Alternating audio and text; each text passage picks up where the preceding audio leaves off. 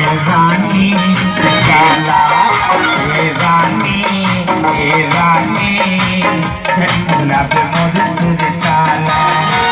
तोर दीवाना हम घोरी तोर दीवाना हम घोरी झंडा मधुरी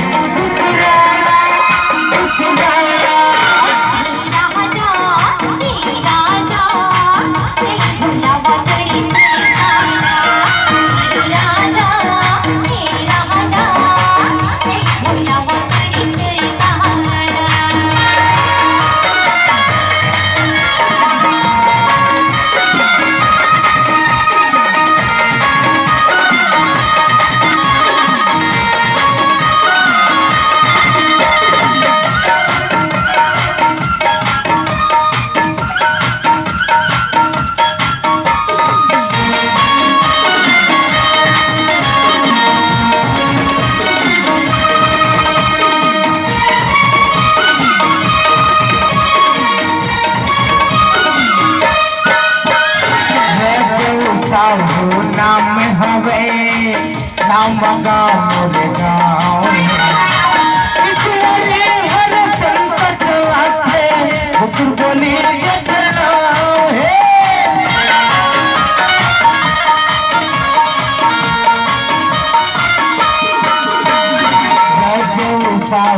नाम हवे नाम गाँव गाँव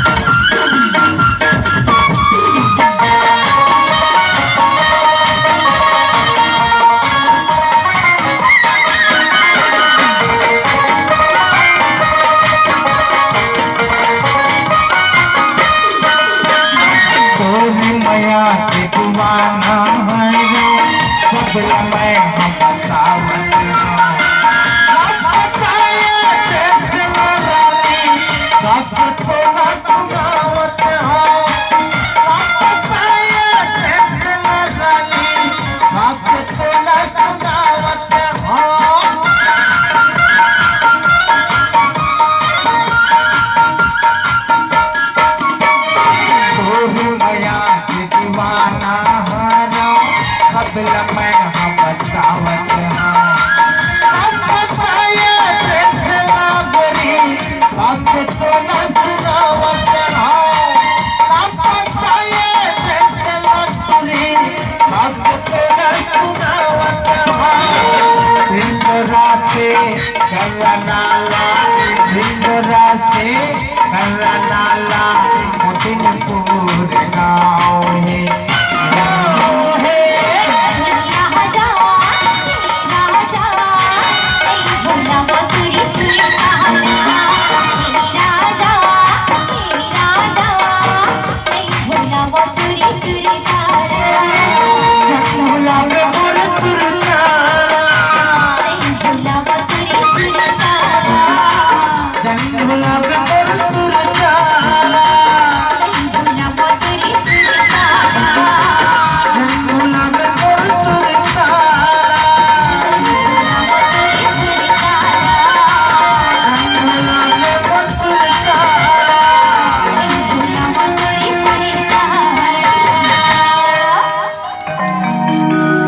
साथियों, आप लोगों के बीच में बहुत ही शानदार गीत भाई हजूर